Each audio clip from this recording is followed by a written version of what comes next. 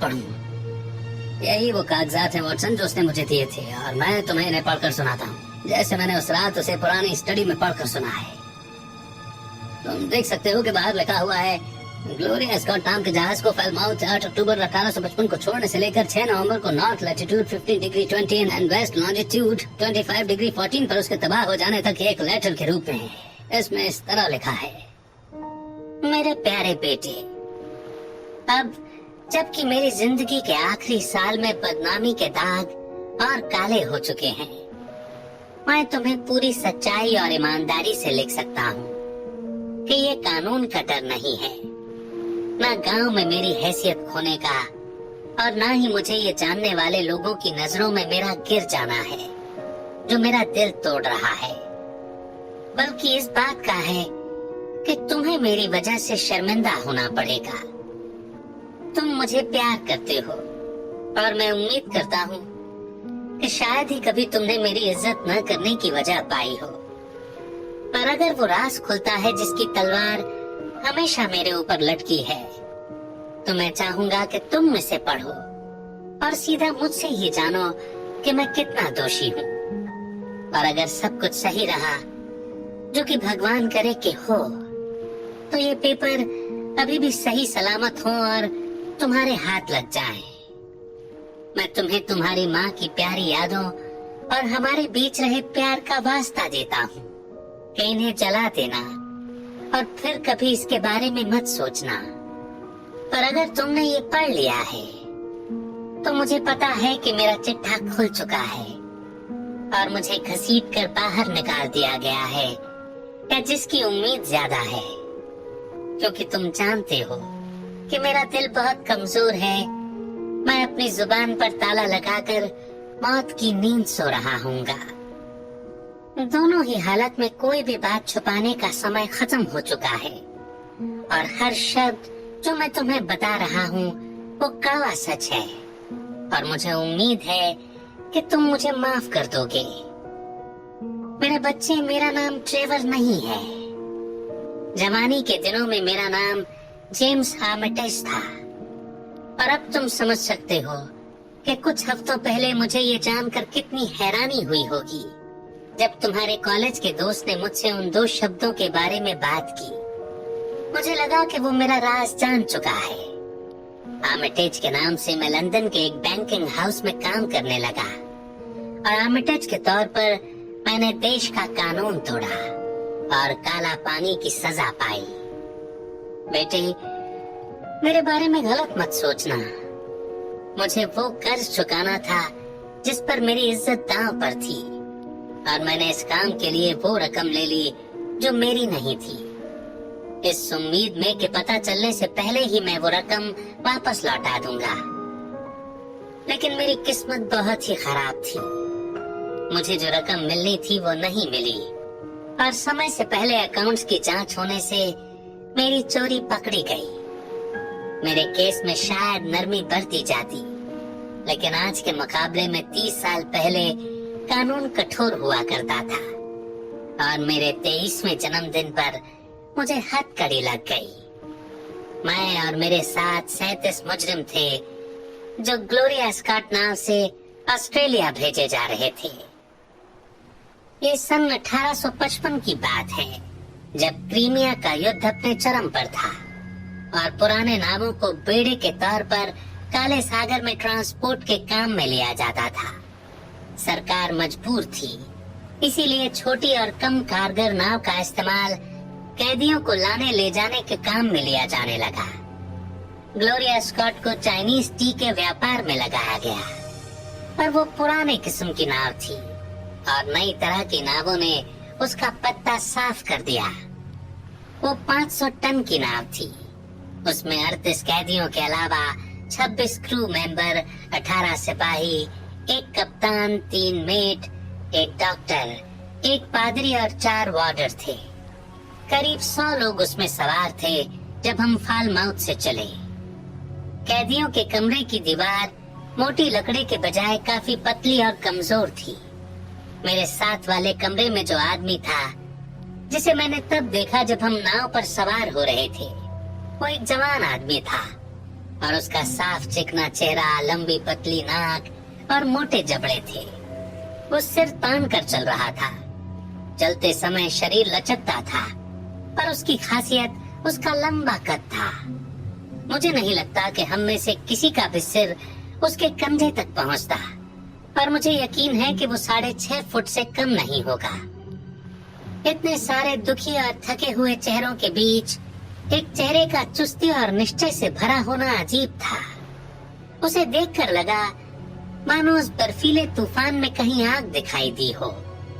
फिर मुझे देखकर ये खुशी हुई कि वो मेरा पड़ोसी है, और उससे भी ज्यादा तब हुई जब रात के सन्नाटे में मैंने अपने कान के पास फुसफुसाहट सुनी और देखा कि उसने हमारे बीच बनी लकड़ी की दीवार में सुराग बना दिया है।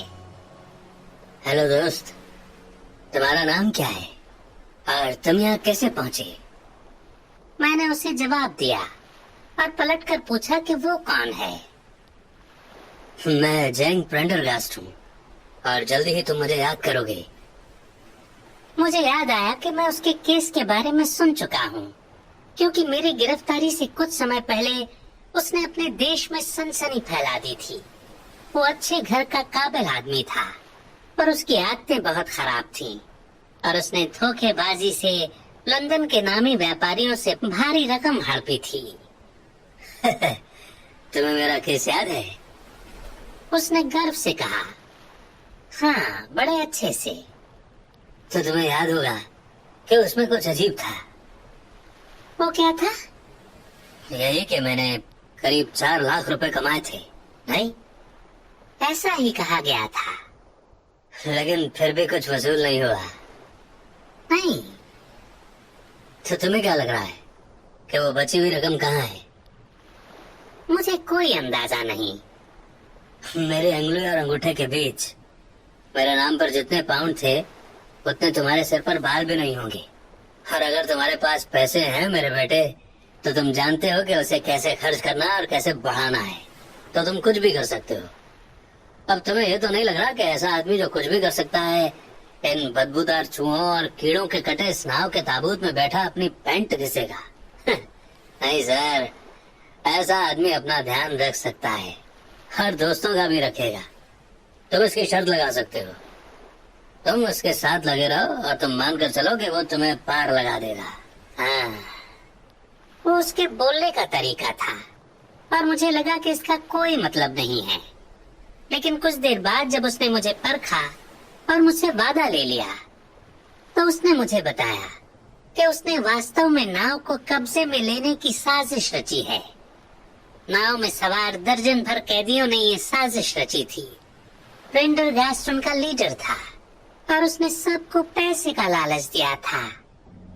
मेरा एक पार्टनर है, बड़ा ही अच्छा आदमी है, एकदम सच्चा। उसके पास दिमाग है। और तुम्हें क्या लगता है इस समय वो कहाँ होगा? वो और कोई नहीं, इस नाव का पादरी है। वो इस नाव पर अपना काला कोट पहने और सभी कागजातों के साथ आया है, और उसके बक्से में पैसा इतना है कि वो पूरी नाव खरीद सकता है।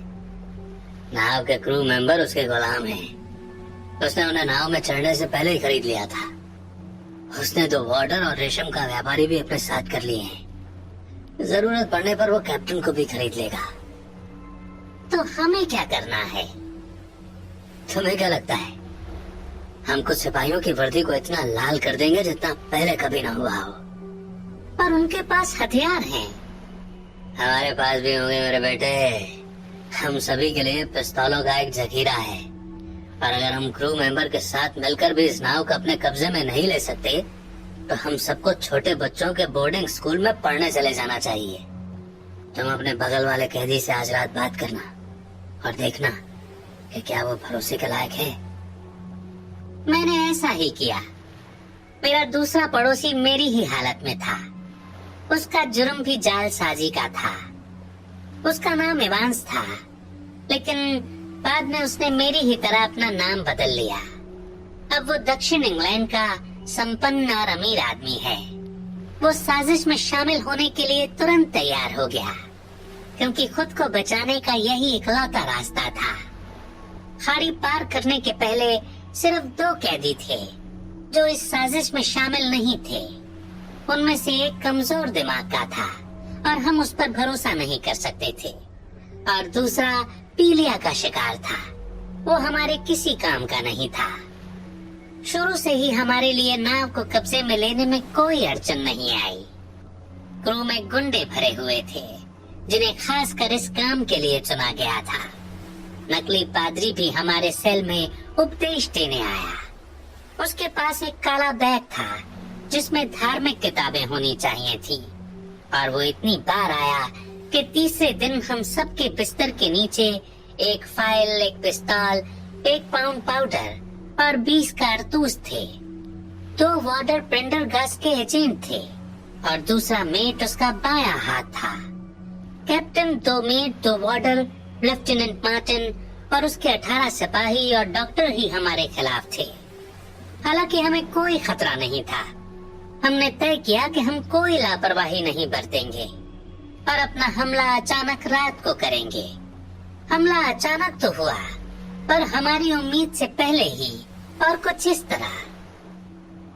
एक शाम यात्रा शुरू होने के लगभग तीसरे हफ्ते में डॉक्टर एक बीमार कैदी को देखने आया और अपना हाथ उसके बिस्तर में रखने पर उसे पिस्तौलों की मौजूदगी समझ में आ गई। अगर वो चुप रहता तो हमारा भांडा फूट सकता था, लेकिन वो कुछ नर्वस किस्म का था, इसीलिए वो घबराहट से चीख पड़ा और उसके चेहरे का रंग उतर गया, जिससे वो कैदी फौरन ही समझ गया कि माजरा क्या है, और उसने डॉक्टर को दबोच लिया। उसके चिल्लाने से पहले ही उसने उसका मुंह बंद कर दिया और उसे बिस्तर से बांध दिया। उसने डेक पर जाने वाला दरवाजा खोल दिया था और हम एक साथ बाहर आ गए। दोनों दरबानों को गोलियों से भून दिया गया और एक ऑफिसर को भी, जो भागता हुआ देखने आया था कि क्या चल रहा है। स्टेट रूम के दरवाजे पर 2 और सिपाही थे और शायद उनकी बंदूकें भरी हुई नहीं थीं, क्योंकि उन्होंने हम पर गोली नहीं चलाई, और जब वे अपनी बंदूकें ठीक कर रहे थे तभी उन पर गोलियां बरसा दी गईं। फिर हम कप्तान के कैबिन में गए, लेकिन जैसे ही हमने दरवाजे को धक्का दिया, अंदर से एक धमाका हुआ। वहाँ उसका सिर अटलांटिक चार्ट पर पड़ा था, जिसे मेज पर पिन किया गया था, जबकि पादरी उसकी कोहनी के पास धुआं उड़ाती पिस्टल लिए खड़ा था। दोनों मेट को क्रू ने पकड़ लिया था और लग रहा था कि पूरा मामला निपट गया है। स्टेट रूम कैबिन के बगल में था और हम सब वहाँ जमा हो गए और वहाँ पड़े सोफों पर बैठकर बोलने लगे, क्योंकि ये सोचकर हम खुशी से पागल हो रहे थे कि हम फिर से आजाद हैं। वहाँ चारों ओर लॉकर थे और विल्सन। नकली पादरी ने उसमें से एक को तोड़कर ब्राउन शेरी निकाल ली। हमने बोतलों की गर्दनें तोड़ डाली और गिलासों में शराब उड़ेल कर पी ही रहे थे कि अचानक हमारे कानों में बंदूकों की गूंज सुनाई दी और कमरा धुएं से इतना भर गया कि हमें कुछ दिखाई नहीं दे रहा था। जब धुआं छटा तो हमने देखा कि कमरा तहस नहस हो गया है। विल्सन और 8 लोग फर्श पर एक दूसरे के ऊपर पड़े तड़प रहे थे और टेबल पर पड़े ब्राउन शेरी और खून के बारे में सोचकर मुझे आज भी उल्टी आने लगती है। हम उस नजारे से इतने खौफ में थे कि अगर प्रेंडरगास्ट नहीं होता तो हम सब ने हाथ खड़े कर दिए होते।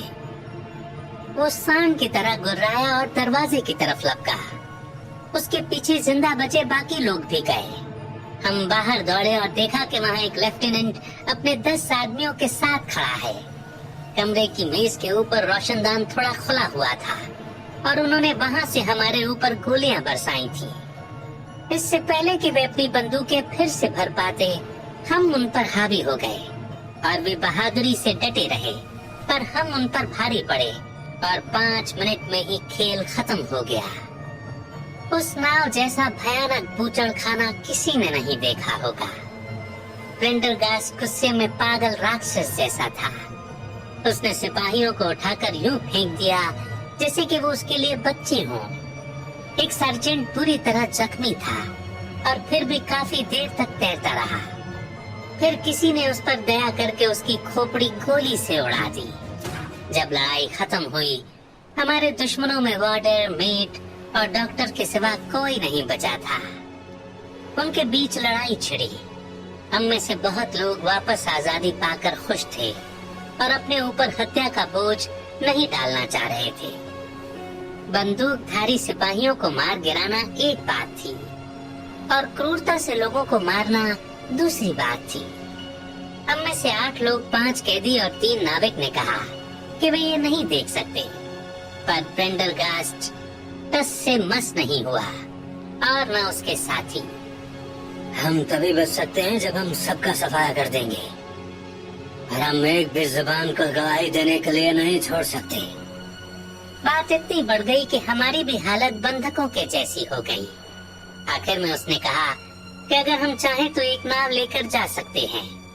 हमने इस मौके को हाथों हाथ लिया क्योंकि हम पहले ही इस खून खराबे से तंग आ चुके थे और हम जानते थे कि हालात भयावह हो सकते हैं। हम में से हर एक को नाविक के कपड़े, एक पानी की बोतल, 2 डिब्बे, एक कबाड़ का और दूसरे में बिस्किट और कंपास दिया गया। प्रेंडरगास्ट ने हमें एक चार्ट दिया और बताया कि हम एक दुर्घटना के शिकार नाविक हैं, जिनका जहाज लैटिट्यूड 15 डिग्री उत्तर और लॉन्गिट्यूड 25 डिग्री पश्चिम में डूब गया था। और फिर उसने हमें जाने दिया।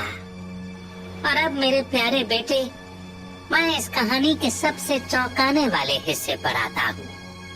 हम जब वहाँ से चले तो उनकी नाव हमसे धीरे धीरे दूर होती गई क्योंकि उत्तर और पूर्व से हल्की हल्की हवा चल रही थी। हमारी नाव लहरों पर हिचकोले खा रही थी।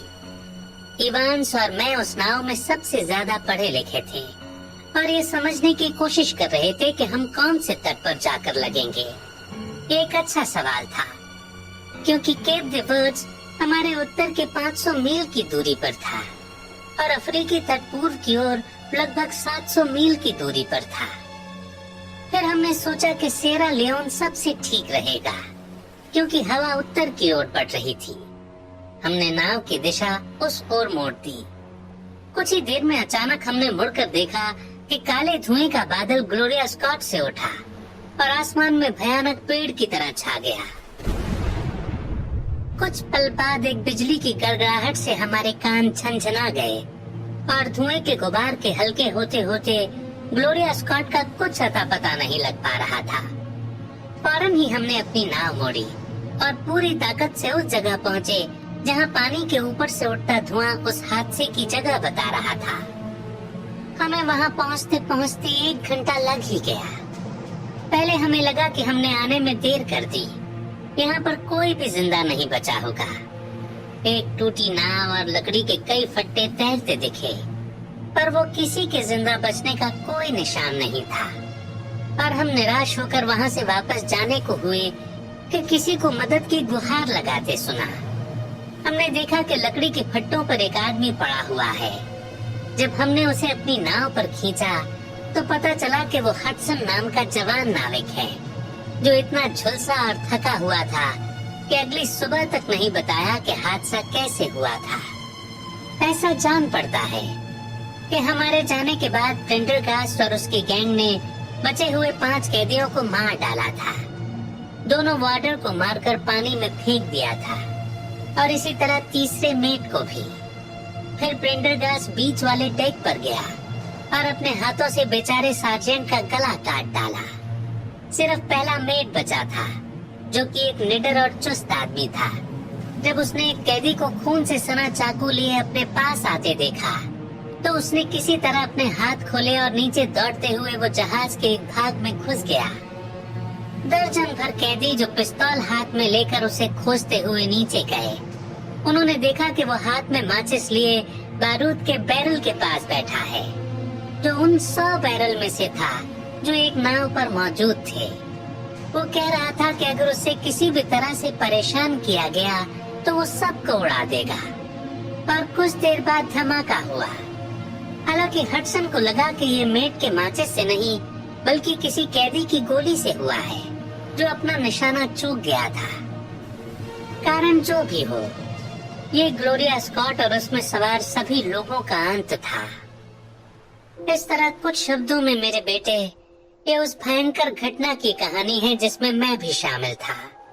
अगले दिन हमें हॉटस्पर नाम के एक जहाज ने ढूंढ लिया जो ऑस्ट्रेलिया जा रहा था, जिसके कप्तान को ये मानने में कोई दिक्कत नहीं हुई कि हम उस जहाज के बचे हुए यात्री हैं जो डूब गया।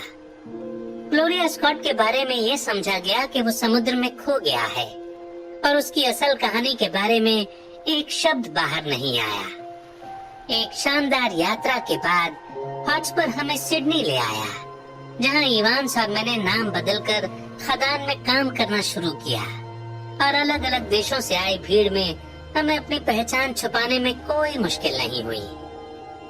बाकी मुझे बताने की जरूरत नहीं है। हमने तरक्की की, हमने यात्राएं की, हम अमीर बनकर इंग्लैंड वापस आ गए, जहां हमने काफी जमीन खरीद ली।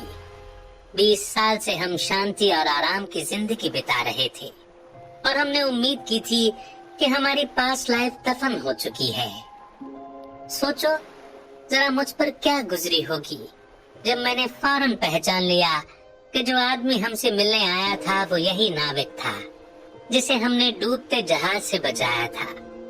उसने किसी तरह हमारा पता लगाया और हमारे डर पर जीने का विचार कर लिया। तुम अब समझ सकते हो कि किस तरह मैंने उसके साथ शांति बनाए रखने की कोशिश की, और कुछ हद तक तुम्हें मुझसे हमदर्दी भी होगी कि मैं किस डर में घिरा हुआ था। अब जो वो यहाँ से चला गया है अपने अगले शिकार के पास, अपनी जुबान पर धमकियां लिए। नीचे इतने कांपते हाथों से लिखा था कि उसे पढ़ना मुश्किल था। बेडोस ने गुप्त भाषा में लिखा है कि हडसन ने सबको बता दिया, भगवान हम पर दया करे।